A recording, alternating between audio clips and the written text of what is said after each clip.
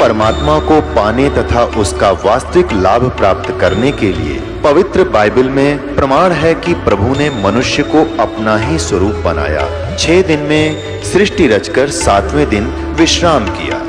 कुरान शरीफ में प्रमाण है कि हजरत मोहम्मद को खुदा स्वयं कह रहे हैं कि मैंने तुम्हें उस परमात्मा की महिमा बताने के लिए भेजा है। वो परमात्मा कबीर है जिसने 6 दिन में सृष्टि रची तथा 7वें दिन तख्त पर जा विराजा। उसकी खबर किसी बाखबर से पूछकर तो देखो। कृपया अवश्य सुनिए जगत गुरु तत्वदर्शी संत रामपाल जी महाराज के अमृत वचन।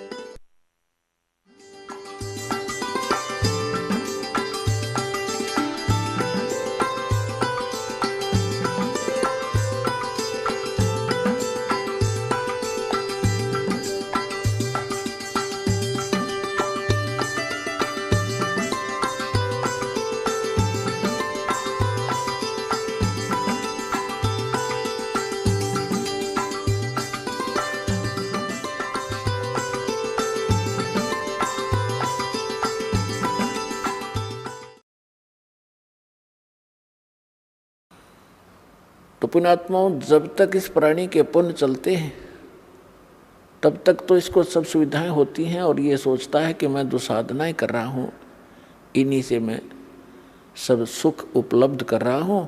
लेकिन अब इस तत्व ज्ञान के पैमाने से इसकी रोशनी में आप देखोगे, फिर आपको पता चलेगा कि जिन जिन गुरुओं को आप गुरु मानते थे और सतगुरु मानते थे वो बिल्कुल नालायक आदमी थे, उनको कख भी पता नहीं। एक टीचर अपने सिलेबस से परिचित नहीं है, उसको टीचर कहा जा रहा है, क्योंकि विद्यार्थी को अगर ये इतना ज्ञान हो कि वो टीचर को ही पहचान ले तो वो तो विद्यार्थी रहा ही नहीं। तो टीचर के कोई त्रुटि को टीचर ही बता सकता है।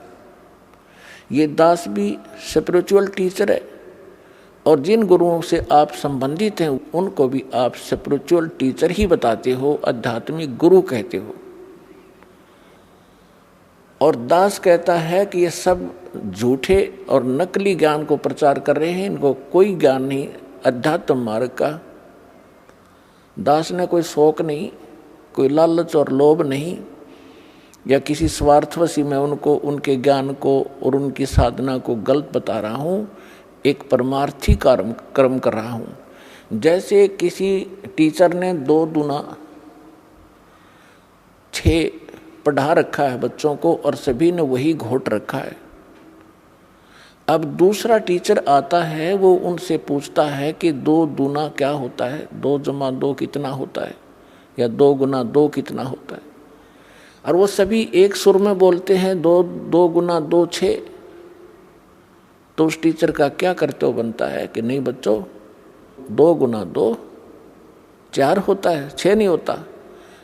और वो बच्चे भी विरोध करें कि हमारे टीचर की बेइज्जती करते हो, आप उसको आलोचना करते हो, तो इसका समाधान कैसे हो। तो पुण्यात्माओं, आज दास के साथ वही बना हुआ है। दास कहता है कि आपके टीचर ठीक नहीं, उनको सिलेबस का ज्ञान नहीं, वो आपके जीवन का नाश कर रहे। और उन गुरुओं से भी दास बार बार प्रार्थना कर रहा है कि कम से कम जो दास आपके विषय में बोल रहा है उसका कम से कम आप उसका कुछ प्रतिक्रिया तो करो कि मैं क्यों गलत बता रहा हूँ, या मैं गलत बता रहा हूँ तो आप बताओ कि आप ये गलत बोल रहा है, ऐसा नहीं है। तो इससे बुद्धिमान समाज ने खुद सोचना और समझना पड़ेगा। उनका मौन ही उनकी हार बताती है, उनका अज्ञान सिद्ध करती है। तो बुद्धिमान समाज को समझ लेना चाहिए और इस यथार्थ ज्ञान को शीघ्र ग्रहण करना चाहिए। परमात्मा कहते हैं कि मानुष जन्म दुर्लभ है, ये मिले न बारंबार, तरवर से पत्ता टूट गिरे वो बोर न लगता डर। मानुष जन्म की कितनी कीमत बताई है, एक श्वास की कितनी कीमत है। कहता हूँ कहीं जात हूँ, कहूँ बजा के ढोल, श्वास जो खाली जात है ये 3 लोक का मोल। तो पुण्यात्माओं, परमात्मा ने आके बताया हमारे को कि पीछे लग गया जाऊं था मैं लोक वेद के साथ, रस्ते में सतगुरु मिले है दीपक दे दिया हाथ। जैसे पहले ये दास शिक्षा ग्रहण करता था, ठीक है, शिक्षा ग्रहण पूरी हुई, जूनियर इंजीनियर का डिप्लोमा किया, सफल हुआ, सर्विस प्राप्त होगी, फिर विवाह हुआ, संतान पुत्र पुत्री हुई। और दास पुजारी किसका था? बजरंगबली का। और भगवान कृष्ण, भगवान शंकर, भगवान विष्णु एज ए इष्ट थे। तो ये दास ये सोचा करता था कि मेरे इन भगवानों ने मुझे ये सब सुख दिए हैं। अब परमात्मा के तत्व ज्ञान रूपी इस रोशनी से, टॉर्च से, इस प्रकाश से दिखाई दिया कि ये जिन भगवानों को मैं ये सोच रहा था कि इन्होंने ये सुख दिए, ये इनके सतर का काम नहीं था, ये हमारे पूर्व जन्म की बैटरी ही चल रही थी, वो संस्कार फल रहे थे। हम लोक वेद के आधार से साधनाएं कर रहे थे। दंत कथा, लोक वेद माने दंत कथा, सुनी सुनाई हियर से स्टोरीज पर हम आधारित थे। वो शास्त्र अनुकूल ज्ञान भी नहीं था और न ही वो साधना थी। इसके विषय में परमात्मा अपने ऊपर ही हमें उदाहरण देकर सुनाते हैं। पीछे लग गया जाऊं था मैं लोक वेद के साथ, रस्ते में सतगुरु मिले दीपक दे दिया हाथ। अब इस दास को सतगुरु मिले, उसमें ये टॉर्च मिली। भटक रहे थे गड्ढों में, अंधेरे में, जिसने जैसा कोई बता दिया इधर चले जाओ, उधर चल पड़े। आगे किसी ने कहा इधर जाओ, ये ठीक नहीं है, उधर चल पड़े। अब हमारे पास मैप भी है और टॉर्च भी है। अब हमारे पास शास्त्र भी हैं, शास्त्र हमारे मैप हैं, हमने जिस मंजिल की ओर जाना है उस पर सब मार्क्ड है। और अब हम उसको देखकर तत्वज्ञान रूपी इस रोशनी से हम कुमार्ग पर नहीं जाएंगे, सुमार्ग पर ही चलते रहेंगे। तो क्या बताते हैं? मात पिता मिल जाएंगे 184 माह, सतगुरु सेवा और ये बंदगी फिर मिलन की ना। परमात्मा कहते हैं आप जहाँ भी जन्मोगे आपको माता पिता वहीं मिल जाएंगे। पशु योनि में जाओगे वहाँ भी माता पिता मिलेंगे। पक्षी की योनि में आप जन्म लोगे, उस शरीर में भी आपको माता पिता मिलेंगे।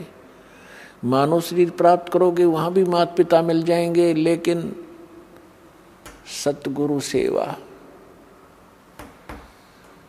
सतगुरु सेवा मीन सतगुरु के अनुसार बताई हुई पूजा। सेवा माने पूजा। और फिर वो भक्ति जो गुरु बतावे, सतगुरु बतावे, कहते फेर मिलन की ना।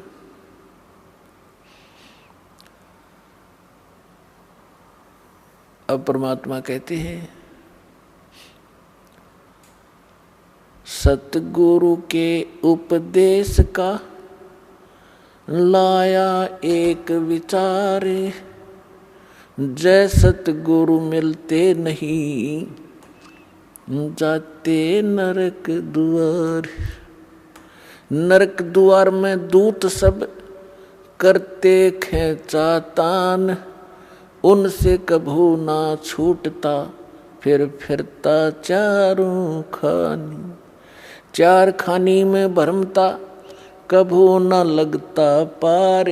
सो फेरा सब मिट गया, मेरे सतगुरु के उपकार। परमात्मा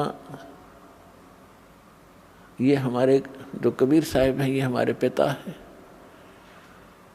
ये वो परमात्मा है जिसमें सर्वगुण संपन्न है। त्वमेव माता च पिता त्वमेव, त्वमेव बंधु च सखा त्वमेव, त्वमेव विद्या च द्रविण त्वमेव, त्वमेव सर्व मम देव देव। हे सब देवों के देव, सब भगवानों के भगवान, हे परमेश्वर, आप ही माता वाला गुण रखते हो, आप ही पिता वाला गुण रखते हैं। सच्चे भाई भी आप हैं, सच्चे साथी भी आप हैं, और हमारा धन भी आप ही हैं। कबीर और सब जग निर्धना, धनवंता ना कोय।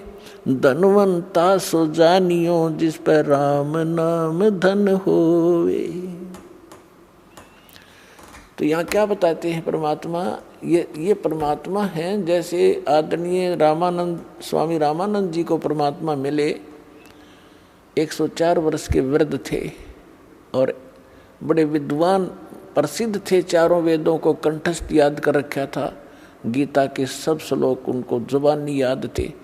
पुराणों के वो मर्मज माने जाते थे। उपनिषदों के भी वो बड़े विद्वान कहलाते थे। 104 वर्ष की आयु हो चुकी थी जब परमात्मा लीला में आयु में 5 वर्ष के थे। उस 5 वर्ष के बालक ने 104 वर्ष के उस वृद्ध की ज्ञान के अंदर घिघी बांध दी। परमात्मा ने एक प्रश्न किया था स्वामी रामानंद जी से कि कौन ब्रह्मा का पिता है और कौन विष्णु की माँ, शंकर का दादा कौन है, पंडित जी दे बता। अब रामानंद जी कहने लगे कि क्या बात कर रहे हो, इनके कोई माता पिता नहीं, ये तो स्वयंभू हैं। परमात्मा ने कहा कि मोती मुक्ता दर्शत नाही, ये जग है सब अंदरे। दिखत के तो नैन चश्म, इनका फिरा मोतिया बंदरे। ये विद्वान कवावे और कख पता नहीं न सदग्रंथों का। जैसे किसी को मोतिया बिंद का रोग आंखों में हो जाता है, उसकी आंखें स्वस्थ दिखाई देती है लेकिन उसको दिखता कुछ नहीं। वो दूसरे को स्वस्थ दिखाई देती है, उसको स्वयं को कुछ नहीं दिखाई दे रहा। इसलिए परमात्मा बताते हैं कि मोती मुक्ता दर्शत नाही।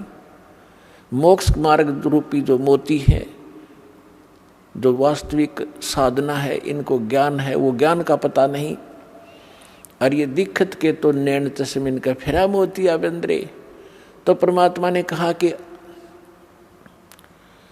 आप शिव पुराण को पढ़कर देखिए स्वामी जी, रुद्र संहिता, उसमें परमात्मा ने बताया कि ऐसे ऐसे जिसको आप महाशिव कहते हो, ये काल है। सारी कहानी सुनाई, उसको कंठस्थ याद थे। स्वामी जी को तुरंत समझ गए। बुद्धिमान व्यक्ति को समझाना इस अध्यात्म ज्ञान से, जो दास ज्ञान दे रहा है परमात्मा का दिया हुआ। बुद्धिमान समाज जो थोड़ा सा भी आध्यात्मिक रुचि रखता है और सदग्रंथों का थोड़ा बहुत वो अध्ययन करता रहा है, उसको समझाना बहुत आसान है। जिन सदग्रंथों को डेली पढ़ा करता था, उसको पता नहीं था ये हमें बताना क्या चाहते हैं। तो उसी समय रामानंद जी परमात्मा बताते गए, उनको याद थे, कंठस्थ याद थे, सिर लाते गए, हाँ बिल्कुल ठीक, बिल्कुल ठीक, ऐसा ही है, ऐसा ही है। तो उसके बाद रामानंद जी ने अपनी फिर एक तिगड़मबाजी अड़ाई कि बच्चा मैं समाधिस्थ होता हूँ तो मेरी समाधि बहुत दूर पहुँच जाती है, मेडिटेशन। परमात्मा ने कहा कि लगाइए आपकी समाधि, देखते हैं कहाँ तक जाती है। स्वामी रामानंद जी ने, उनका रोज का अभ्यास था, 1 सेकंड में समाधिस्थ हुए। कहते हैं योग युक्त प्राणायाम कर, जीता सकल शरीर, त्रिवेणी के घाट पर वो अटक रहे बलबीरे। त्रिवेणी के वहां जाकर 3 रास्ते हो जाते आगे चल के।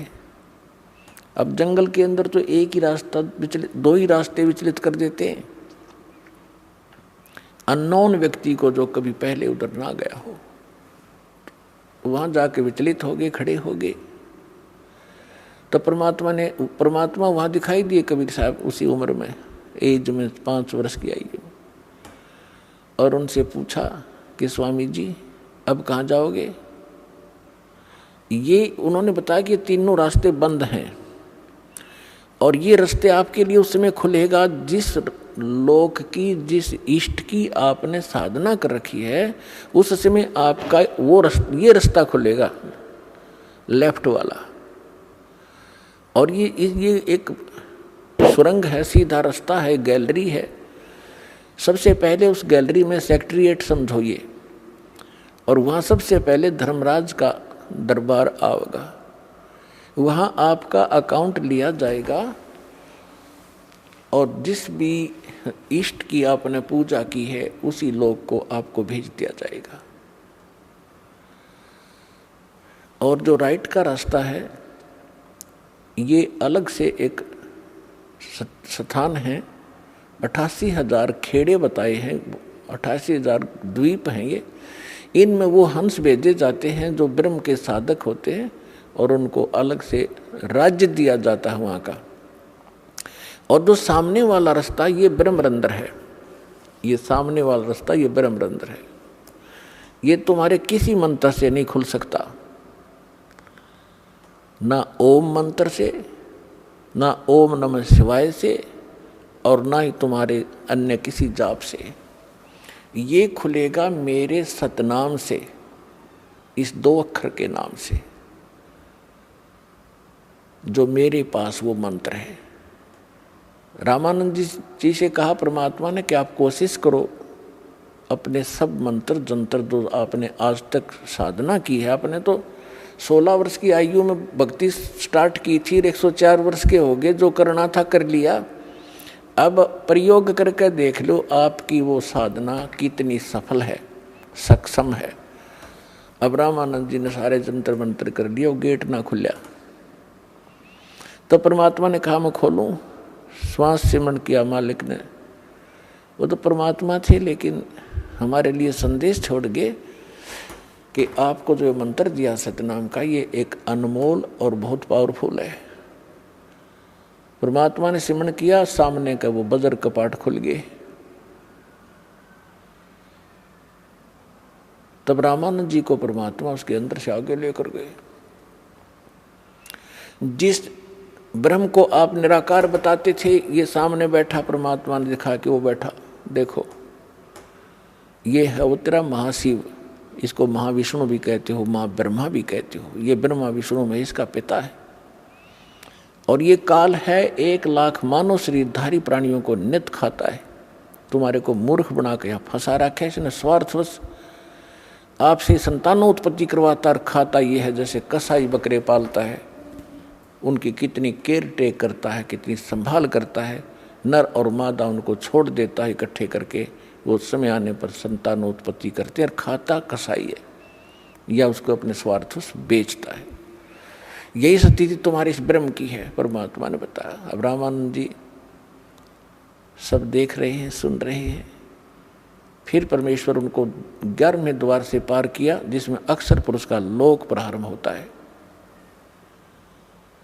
अक्षर पुरुष के सातसंग ब्रह्मांडों को पार करके परमात्मा पहुंचे 12वें द्वार पर, जहां भंवर गुफा है,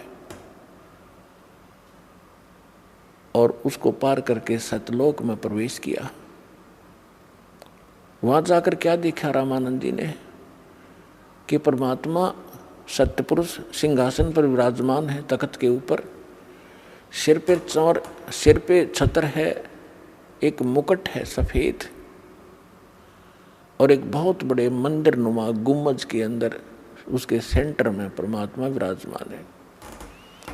उनके एक रोमकूप में करोड़ सूर्य मिला दे, करोड़ चंद्रमा, ऐसी रोशनी उनकी छवि परमात्मा की है। पूरी बॉडी की कितनी होगी आइडिया लगा सकते हैं। कबीर साहब 5 वर्ष के बालक के रूप में चंवर उठाया जो वहाँ रखा था, और जो सिंहासन पर बैठे थे परमात्मा उस पर चंवर करने लगे, जैसे एक सेवक यहाँ गुरुजी पर करते हैं, ऐसे कर रहा था। अब रामानंद जी सोचने लगे कि कबीर तो यहाँ का कोई गण है, देव है, और सचमुच ये अमर पुरुष तो ये बैठी है तख्त पर, सिंहासन पर।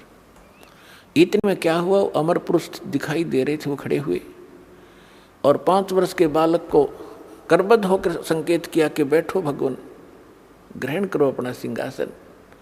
जब कबीर साहब उस सिंहासन के ऊपर उछल कर बैठे और चंवर वो परमात्मा करने लगे, उस बालक जो अनंत कोट ब्रह्मांड के सिंहासन पर बच्चे रूप में परमात्मा विराजमान हुए, कबीर जी। अब वो वयोवृद्ध स्वामी रामानंद जी कंफ्यूज हो गया कि भगवान कौन सा फिर इनमें। इतने मोहते जो मैं शरीर जो परमात्मा मान रहे थे रामानंद जी, वो 5 वर्ष के बालक में समा गए। अकेले कबीर परमात्मा 5 वर्ष के बालक अनंत कोट ब्रह्मांड के कंट्रोलर के सिंहासन पर विराजमान थे।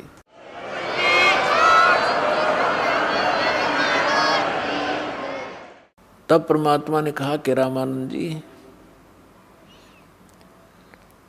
हम ही अलख अला हैं, कुतुब गोस और पीरे, गरीबदास खालक धनी, हमरा नाम कबीरे।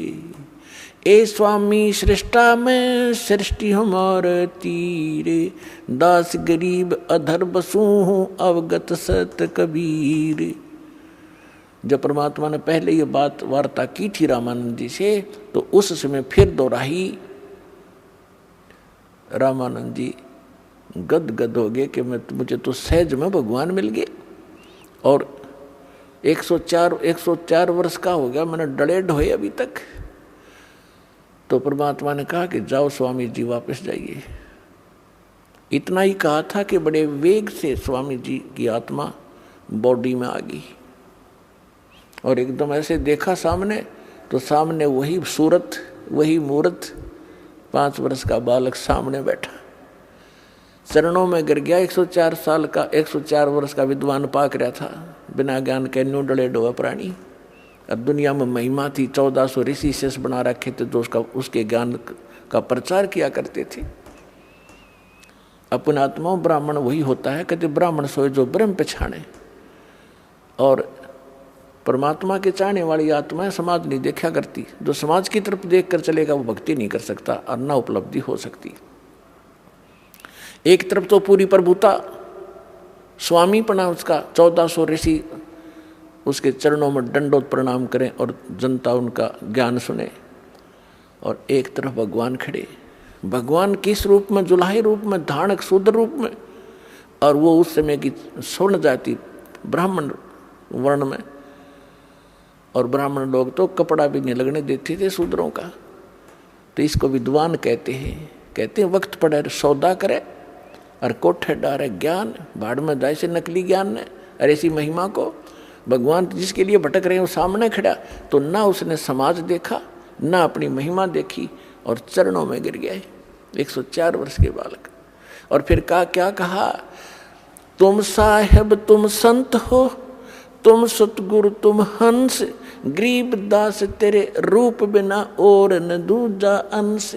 दोहू ठोड़ है एक तू, भया एक से दो, गरीब दास हम कारणे तुम आए हो मगजो। बोलत रामानंद जी सुनो कबीर करतार, गरीब दास सब रूप के तुम ही सृजनहार।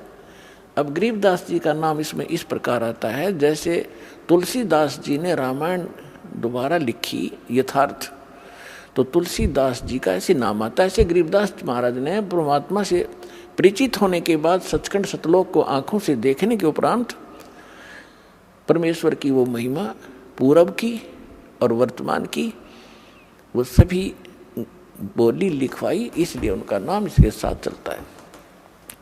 तो दास ये कहना चाह रहा था कि परमात्मा एक अच्छे, रामानंद जी कहते तुम साहेब तुम संत हो, तुम सतगुरु तुम हंस, तुम साहेब, परमात्मा तो आप हो ही हो, अब तो स्पष्ट हो गया, और तुम सतगुरु भी आप ही हो, सच्चा ज्ञान आपके पास है। सतगुरु अपनात्मा, सतगुरु की जो परिभाषा होती है उससे हम अपरिचित थे। हम किसी ऐसे अरे खैरे कर सतगुरु लगा लेते थे, ये सतगुरु, अर्जुन को ज्ञान कख भी नहीं, सतगुरु वैसे ही होते हैं। तो यहाँ रामानंद जी कहते हैं आप हो सतगुरु, जगत गुरु। जगत गुरु का अर्थ ये होता है कि पूरे विश्व को यथार्थ ज्ञान देने वाला, सक्षम, देने में सक्षम हो, उसको जगत गुरु कहते हैं। तो यहाँ रामानंद जी कहते तुम साहेब तुम परमात्मा हो, तुम सतगुरु, और तुम साहेब तुम संत, आप संत भी आप ही हो, और एक हंस के अंदर जो भक्त में जो गुण होते हैं, होने चाहिए मालिक, वो भी आप ही में है। अपने आप को परमात्मा दास कहा करते थे, कबीर दास, कबीर दास, और अधीन रहा करते थे। कोई बुरा कहता था, भला कहता था, कभी किसी से अक्षुब्ध नहीं होते थे। तो कहने का भाव है दास का कि परमात्मा अपने आप पर ही सभी वाणी बोलकर हम भोली आत्माओं को समझाना चाहते थे। तो क्या बता रहे हैं, सतगुरु के उपदेश का लाया एक विचार, जय सतगुरु मिलते नहीं तो जाते नरक द्वार। ओए होए, अपने आत्माओं भविष्य के दुखों का हमें ज्ञान नहीं, क्योंकि हम अध्यात्म ज्ञानहीन हो गए, और जिन वो को हम सतगुरु गुरु मानकर जिनका शरण लिए हुए थे उनको आप कुछ पता नहीं, वो अपने जैसे आप जैसे ही बस नॉलेज रखते थे।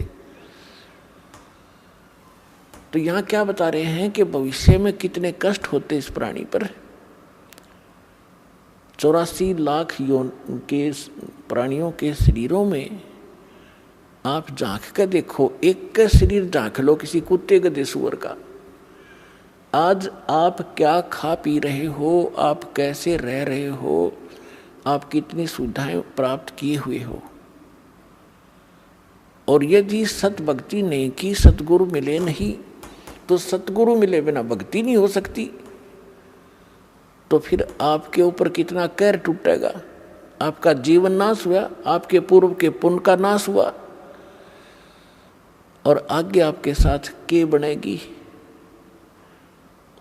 अब परमात्मा ने आके हमें बताया है। अब देखिएगा एक कुत्ता, अब उसकी दिनचर्या देख लो एक दिन की, वही पर्याप्त है। सारी रात गली में बैठा रहता है, सर्दी होती है, वर्षा होती है, ओले गिरते हैं, शीत लहर चल रही होती है, गर्मी चल आती है, और फिर सुबह सारी रात भौंकता है कि उसमें गुण ऐसा है, बेमतलब बकवाद करण की आदत है, हमारी अब भी है, तो मरने के बाद कोई किसी योनि में जाएंगे वहां भी यही स्वभाव रहेगा। सारी रात भौंकेगा, भूख लगती है, सुबह उठते ही कहाँ चलेगा, किसी का दरवाजा खुला और दाव लगा के सीधा कहाँ पहुंचेगा, रसोई की तरफ भागेगा जहां उसको महक आ रही होगी। अब उसको रसोई में कौन घुसने देगा अफलातून को, जब तो भगत मनुष्य जीवन खो दिया बकवाद करके, घुटी सूटी ला के, सुनी नहीं किसी संत भगत की। तो फिर वहां से उसको भगाया जाता है, नहीं भागता तो उसका लठ मारेंगे। अब लठ लगते ही वो फिर काफी देर तो चिल्लाएगा गली में खड़ा होके, फिर दूसरे दरवाजे की तरफ चलेगा, शायद यहाँ कुछ बात बन जाए, वहाँ उसकी किस्मत है, उसका लठ मिले, कोई टोक मिले। यदि वहाँ भी डंडा लग गया तो सीधा बाहर भागेगा जंगल की ओर, और वहाँ क्या खाएगा, टट्टी खाएगा जाकर। वो पुणात्मा परमात्मा हमें याद दिलाना चाहते हैं कबीर ये माया अटपटी, सब गट आन अड़ी, किस किस ने समझाऊं या कुएं भांग पड़ी।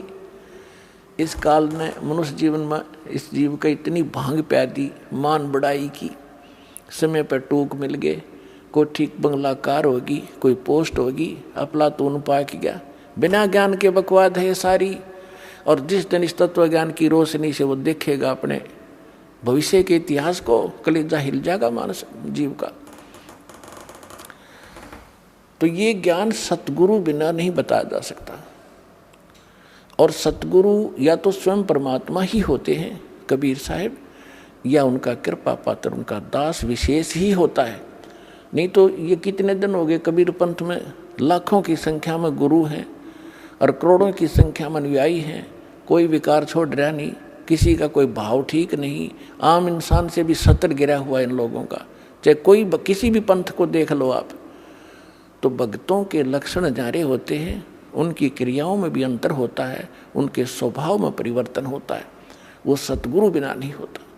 तो अब इस दास को भेज दिया भगवान ने, अपना वही सारा अन्वेषण दे के यथार्थ ज्ञान दे दिया, और सिर पर पंजा उस परमात्मा का दास के साथ रहता है।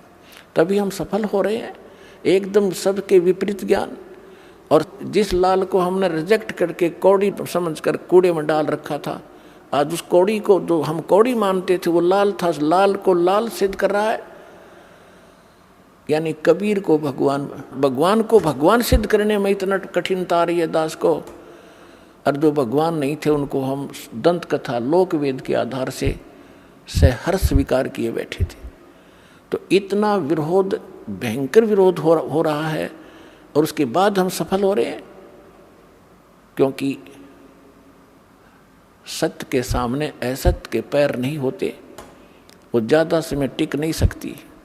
तो परमात्मा ने अपने बच्चों तक इस ज्ञान को पहुंचाना है।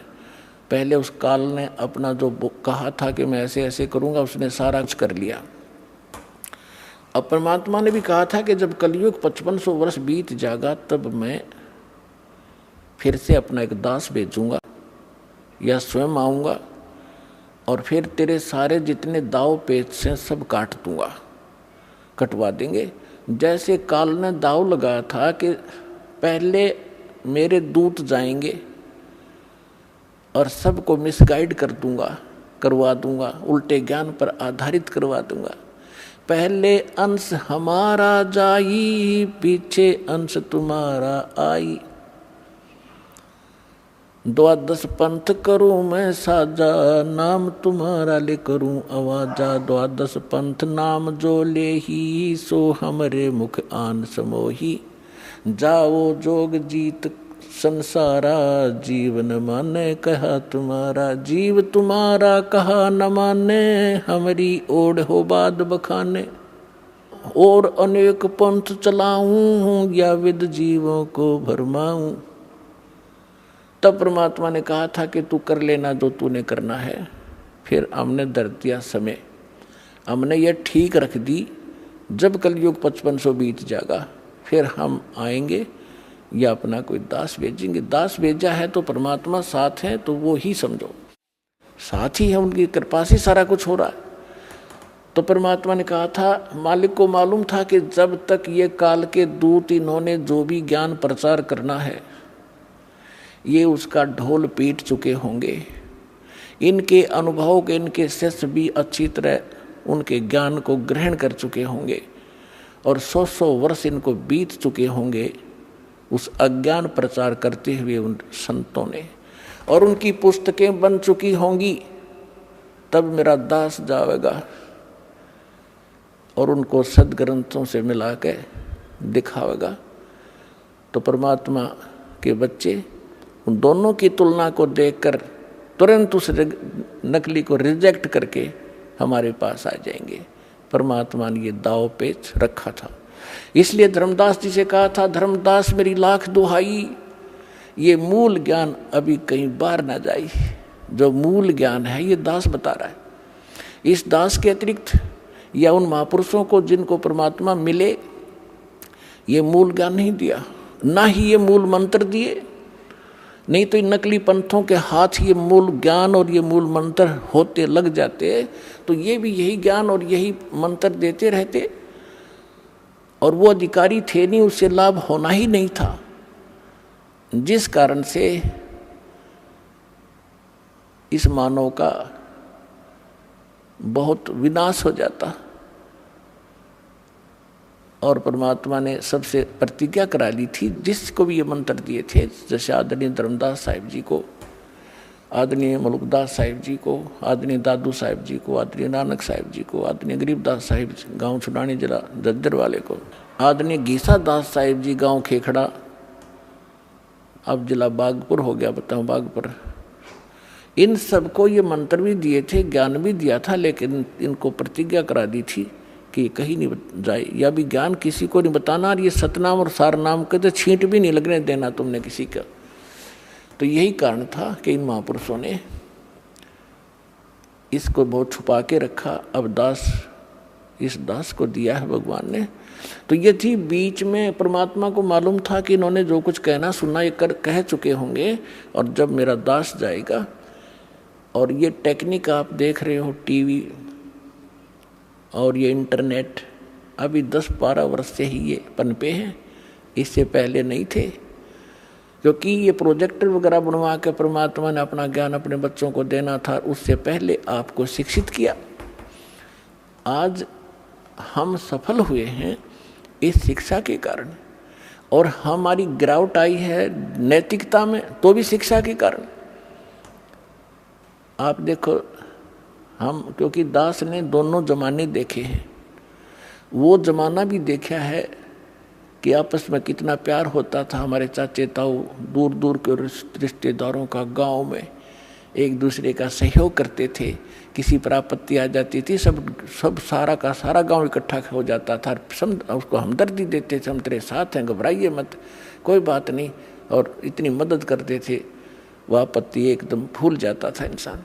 और आज सोचा यूँ मर जाता बढ़िया जल्दी पड़ोसी, और अपने आप को पता नहीं क्या बना लिया, 2 अक्षर सीख लिए, कोई अफसर लग गया, और कल मृत्यु हो जाएगी, गधा बनेगा। वो दुख नहीं दिखता इस अध्यात्म ज्ञान के अभाव से। तो इस अध्यात्म ज्ञान से हमारी वो मोतिया बिंद समाप्त होगा, जिसके कारण हम बकवाद कर रहे हैं, और एक जीव अपने आप को यहाँ पता नहीं क्या मान बैठा है।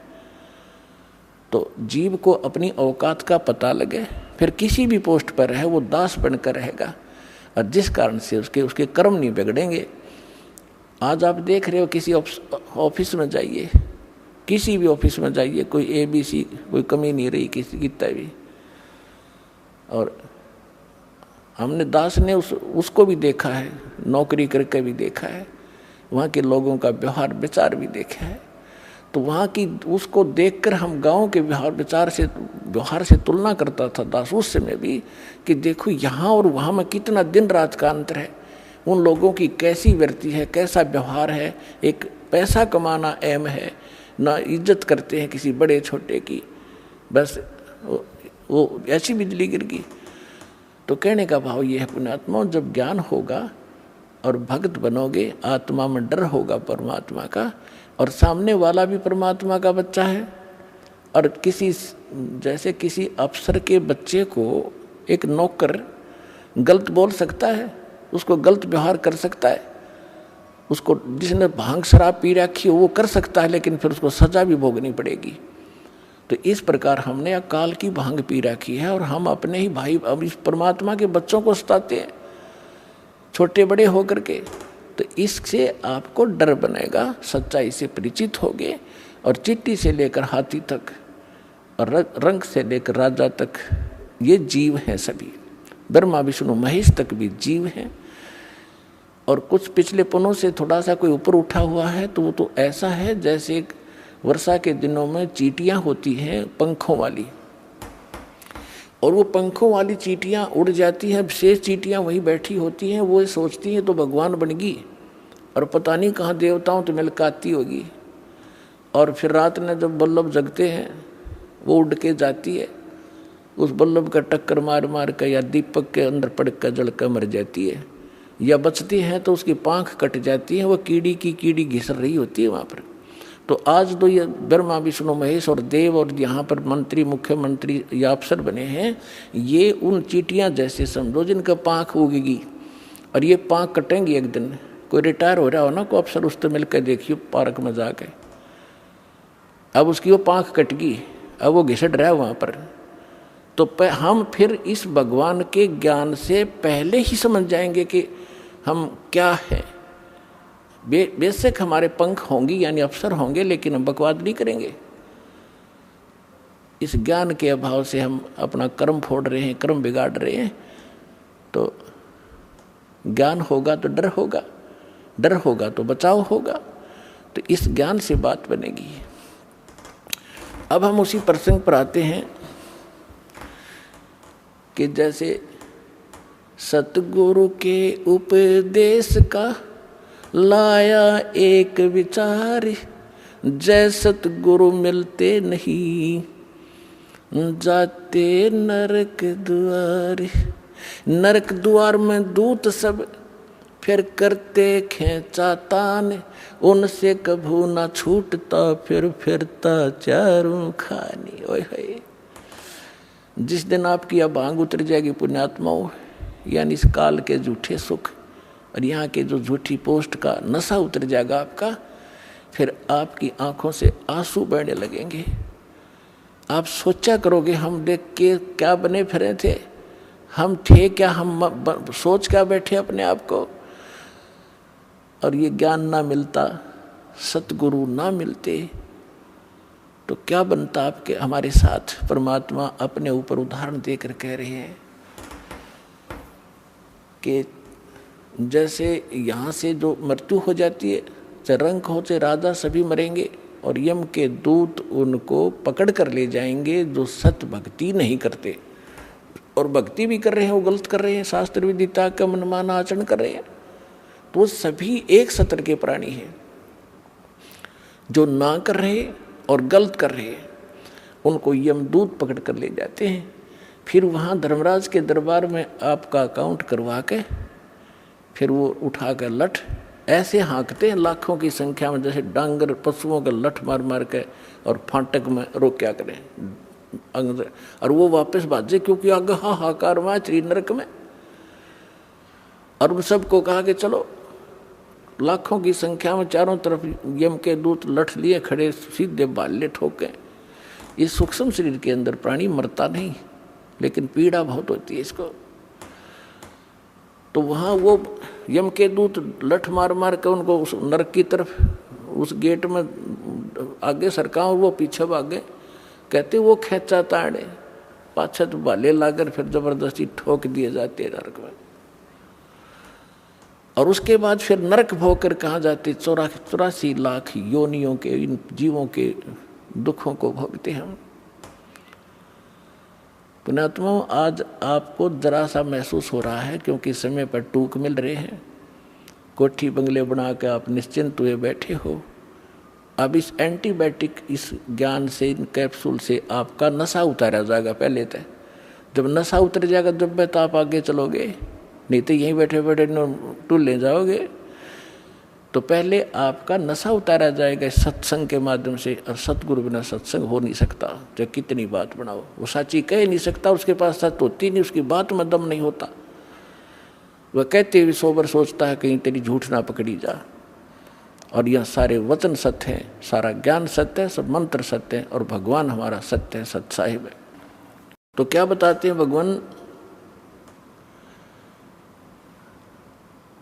कि नरक द्वार पे, नरक के गेट पे दूत सब वो करते खेचा ताड़, और उन ते कभू ना छूटता फिर फिरता चारू खानी। चार खानी में भरमता। चार खानी कौन सी है? जैसे कुछ तो अंडे से उत्पन्न होते हैं, कुछ जेर में लिपटे हुए उत्पन्न होते हैं, जो उनको बोलते हैं अंडज, जेरज, श्वेतज और उद्भुत। ये चार प्रकार से जीवों की उत्पत्ति होती है। इनको चार ग्रुपों में बांटा गया है। इसमें 84 लाख प्रकार के प्राणी होते हैं, जैसे मच्छर, मक्खी की, पशु पक्षी सारे लगा कर। तो परमात्मा कहते हैं कि उसके बाद फिर 84 लाख प्रकार के प्राणियों के शरीरों में दुख उठाते।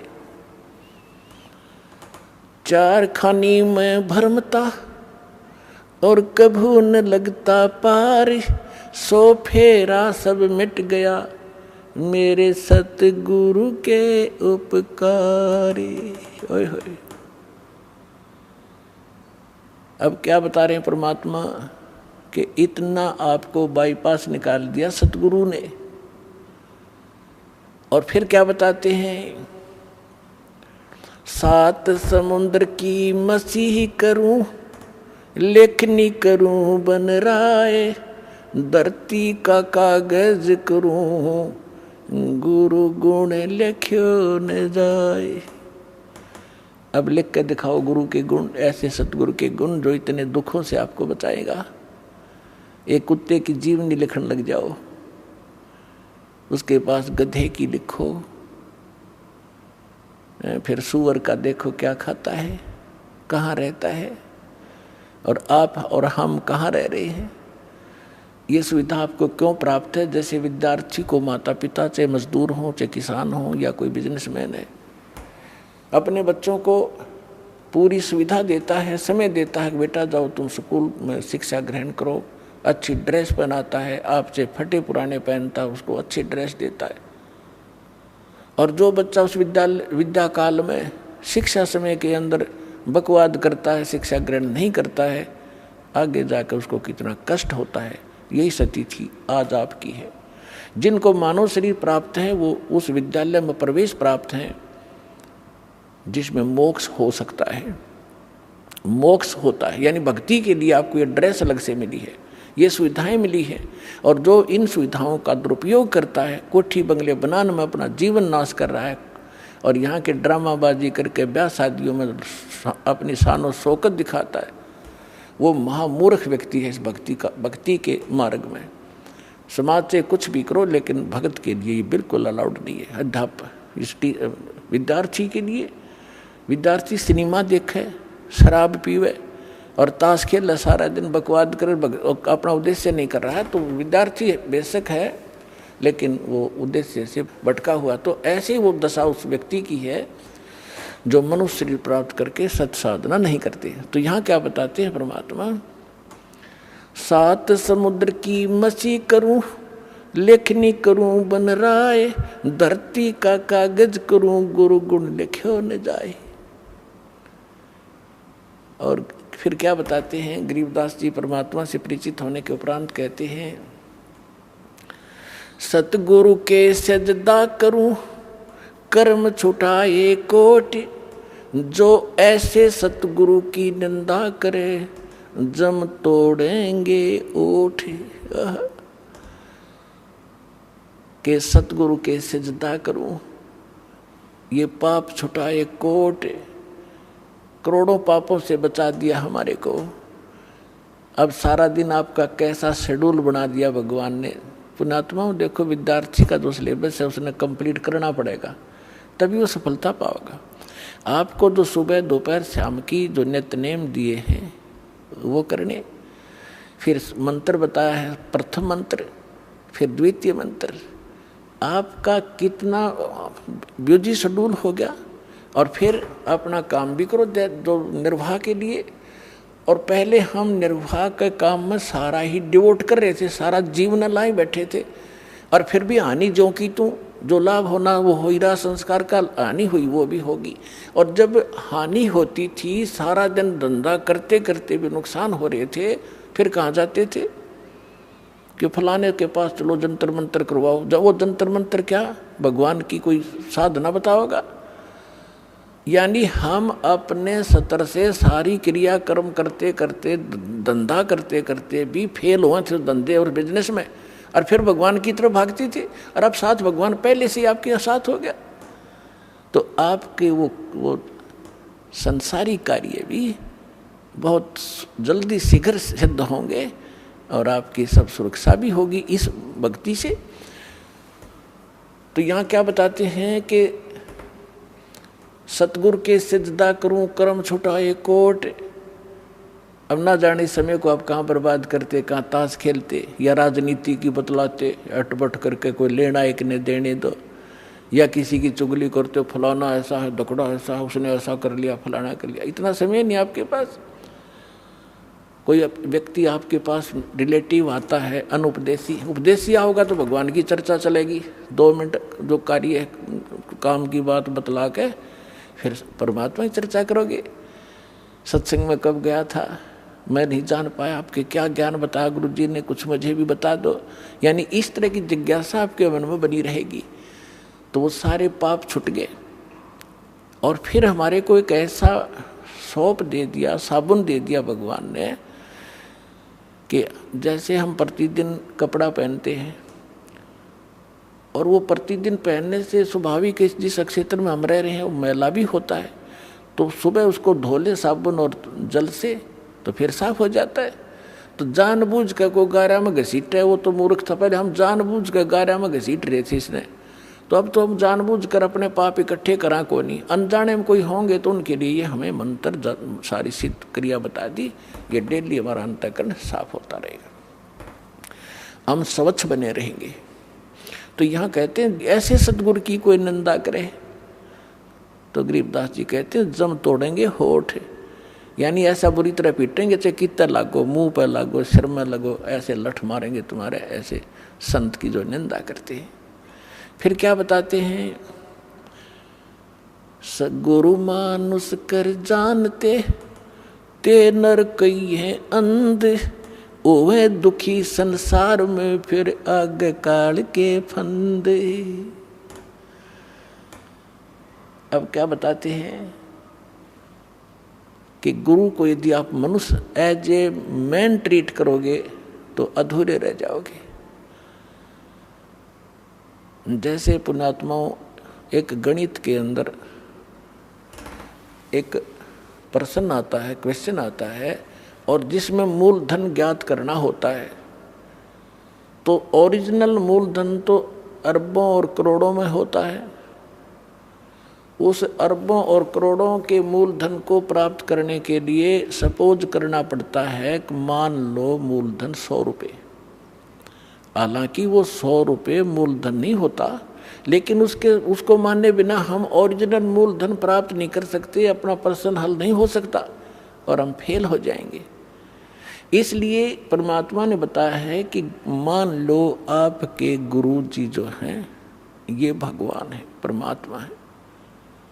अगर इस दास के स्थान पर परमात्मा आए 600 वर्ष रह कर चले गए, हमने उनको भगवान नहीं माना, सुख भी मिले, दुख भी दूर हुए, ऐसी अनहोनी घटनाएं टली हमारी, सोच भी नहीं सकते थे।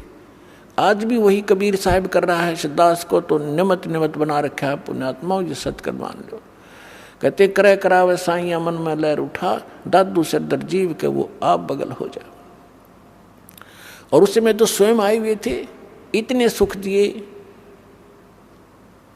और मुर्दे तक जीवित किए, लेकिन इन नकली संतों काल के दूतों ने भगवान को, लाल को कौड़ी बताया, भगवान को भगवान नहीं मानने दिया। तो हमने उनको गुरु नहीं माना, जिस कारण से वो छोड़ गए हमारे को। और लेकिन दयालु हैं, आपको चार्ज कर गए इतनी आशीर्वाद दे दे के, और आपको प्रथम मंत्र दिया गया था 5 नाम का, जो बीच बीच के आपके नाम है। अब जो कंप्लीट कोर्स तो अब देना था ये, तो उससे भी आपको इतना लाभ मिल गया कि कुछ संसारिक धंधे आपके ठीक होते रहे, सुख होते रहे काल के, और फिर मनुष्य जीवन अधिक प्राप्त हो गए, जिस कारण से आज आप मनुष्य जीवन प्राप्त करते हुए आ रहे हो। और आपके अंदर कैसे गुण हैं, एक देवता जैसे। एक ये आश्रम है और इसमें परमात्मा के प्रगट दिवस के ऊपर लगभग 70-80 हजार श्रद्धालु आए थे। अरे ऐसे बैठे थे जैसे ऐसे ढंग से सेट रहे, यहाँ पर कोई किसी प्रकार की कोई असुविधा एक दूसरे को नहीं होने दी। आपके अंदर वो गुण मनुष्य वाले आज तक विद्यमान है, क्योंकि आप पहले से ही मनुष्य जीवन था आपका। और अब भी अगर इस समय पर भी आपको ये सतमार्ग ना मिलता तो आपकी बैटरी अब डिस्चार्ज हो जाती, फाइनल था आपका जीवन, आगे पशु योनि में जाते। तो अब दयालु ने फिर आकर चार्जर लगा दिया, और अब भी चूक गए तो फिर असंग जन्म ठिकाना नहीं आपका, ये सत्कर्म मान लियो। असंग जन्म जाकर मुश्किल से फिर कभी इसी समय में युद्ध दाव आपका फिर लगेगा। अब मान लीजिए मूलधन 100 रुपये, अब वो 100 रुपये मूलधन माना और प्रश्न हल हो गया, ओरिजिनल मूलधन मिल गया जो लाखों और करोड़ों में था। तो इस दास को आप ये समझ लीजिए कि इस दास के स्थान पर परमात्मा होते कबीर साहब, जिसके लिए आप भटक रहे हो, जिसके लिए राजाओं ने राज त्याग दिया और उल्टे सुल्टे खड़े होकर के भगवान पाने के लिए तपस्याएं की, और वो यहाँ बैठे होते तो आप कैसा व्यवहार करते? मैं बताता हूँ कैसे करते हैं। एक तो झूठ नहीं बोलते क्योंकि अंतर्यामी है, ये सारा जानते हैं। तो झूठ कौन बोलेगा? जो मर्यादा तोड़ रहा होगा, जो भगवान से डरने वाला ना होगा, जो ये नहीं समझ रहा होगा कि सामने भगवान गुरु नहीं भगवान खड़े हों, तो मैं उनसे क्या प्रश्न उत्तर करूं? तो वो सच झूठ नहीं बोलेगा। कोई गलती हुई है तो वो कहेगा जी गलती होगी, मैंने बीड़ी पी ली या कोई देव पूज लिया या कोई अन्य गलती होगी, तो उसका समाधान दिया दाता ने कि आपका कनेक्शन कट गया, इसको पुनः सुचारू करवाइए, शुद्धिकरण मंत्र की करा ले और फिर से शुरू हो जा, आगे गलती ना करना। तो ये थोड़ा सा ऑप्शन इसलिए लिया है परमात्मा ने कि इस काल ने पूरे मानव को अज्ञान से भर रखा है, और एक परिवार में 1 या 2 ही परमात्मा का बच्चा प्रथम आता है, और वो कोई ना कोई ऐसी समस्या उसके आगे अड़ ही जाती है जिस कारण से संघर्ष करते करते भी गलती बन जाती है। तो फिर उसके लिए बताया जाता दोबारा उपदेश ले और आगे भगवान को याद करके और मर्यादाएं खंड नहीं करना, नहीं तो भक्ति नहीं चलेगी। तो 1-2 बार आपको ये ऑप्शन दिया गया है और आप इसको फिर दोबारा ले लीजिए मंत्र, आप फिर स्टार्ट हो जाएंगे। जैसे किसी का मंत्र खंड हो जाता है, दूर देश में बैठा है और उसका पर जहाँ फोन आता है, प्रार्थना होती है, तो उसका मंत्र खंड भी होता है, तो भक्ति बंद नहीं करनी चाहिए उसने, क्योंकि उसने नोइंगली नहीं कर रखी। तो फिर उसका जो डिपॉजिट होगी भक्ति वो सुचारू कर दी जाएगी, वो उस ओरिजिनल अकाउंट में आपकी आ जाएगी। जैसे बैंक में कई बार पैसे डाल दिए जाते हैं, कोई नंबर अकाउंट का गलत हो जाता है, बाकी एड्रेस सही है, तो फिर जाकर उसको शुद्ध करा लिया जाता है और मूल अकाउंट में आ जाता है फिर वो। तो ऐसे आप कई एक भगत कह रहा था जी, मेरे को ना किसी ने बारात में गया हुआ था और कैंपा कोला में बियर डाल दी, मेरा नाम खंड हो गया। उसके घर वाले कह रहे थे जो फिर शराब पीने लग गया।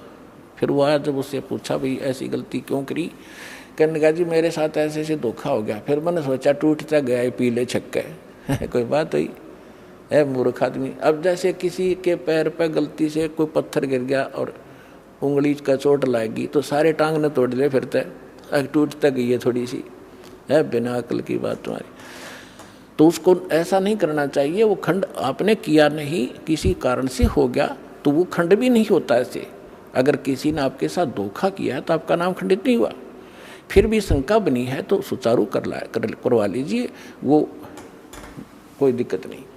और भक्ति नहीं छोड़नी चाहिए, वो करती रहनी चाहिए। किसी भी कारण से खंडित हो भी गया है, साधना करते रहिए, लेकिन इस उद्देश्य से कि फिर माफ़ी मांगूंगा या घर बैठ के करते रहे तो बिल्कुल कभी अकाउंट आपका नहीं जुड़ेगा, सदा के लिए खत्म हो जाएगा। इसलिए ऑप्शन दिया गया कि दोबारा आके सुचारू करवा लीजिए और दीक्षा अपनी फिर से चालू कराइए कनेक्शन। तो परमात्मा ने बताया है कि गुरु मानुष कर जानते ते नर कहिए अंध, महादुखी संसार में फिर आ गए यम के फंद। अब गुरु जी के सामने कैसे व्यवहार करें, कोई अभिमान शब्द नहीं मुख से निकले। जिन बातों से गुरु दुख पावे, उन बातों को दूर भगावे।